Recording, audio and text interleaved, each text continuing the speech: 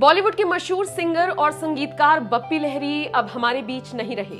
इस खबर ने पूरे देश को शोक में डुबा दिया है और ऐसा इसलिए क्योंकि हाल ही में पूरे देश ने दिग्गज गायिका लता मंगेशकर के जाने का सदमा झेला, गम झेला और अब एक बड़ी खबर जब आज सुबह आई तो हर कोई हैरान रह गया। आपको बताते चलें, बप्पी लहरी काफी वक्त से बीमार चल रहे थे। पिछले साल उनको कोरोना भी हुआ था। हालांकि उम्मीद की जा रही थी कि उनकी सेहत में सुधार होगा, लेकिन इसी बीच खबर ये आई कि बप्पी लहरी का 69 साल की उम्र में निधन हो गया। बताया जा रहा है कि उनका निधन बीती रात लगभग 11 बजे के आसपास हुआ। मुंबई के जुहू के क्रिटी केयर अस्पताल में उन्होंने आखिरी सांसें ली। डॉक्टर ने बताया कि उनकी OSA यानी कि ऑब्स्ट्रक्टिव स्लीप एपनिया के कारण मौत हुई है। अस्पताल के निदेशक डॉक्टर दीपक नमजोशी का भी इस दौरान बयान सामने आया है।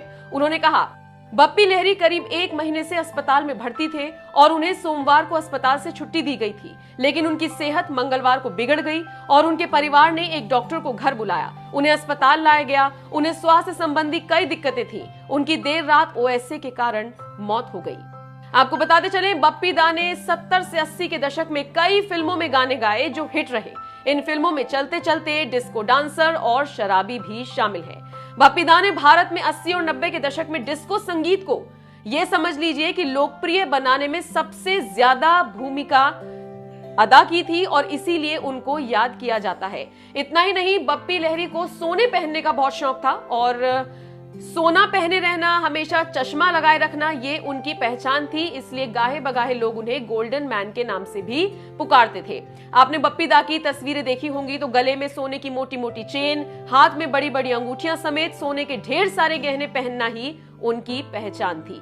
बहरहाल पूरे देश में शोक की लहर देखी जा रही है। बॉलीवुड इंडस्ट्री इस वक्त शोक में डूबी हुई है। बप्पी लहरी के निधन पर फिल्म मेकर अशोक पंडित ने भी ट्वीट किया है और लिखा है, रॉक स्टार बप्पी लहरी जी के निधन के बारे में सुनकर स्तब्ध हूं। विश्वास नहीं हो रहा है कि मेरा पड़ोसी अब नहीं रहा।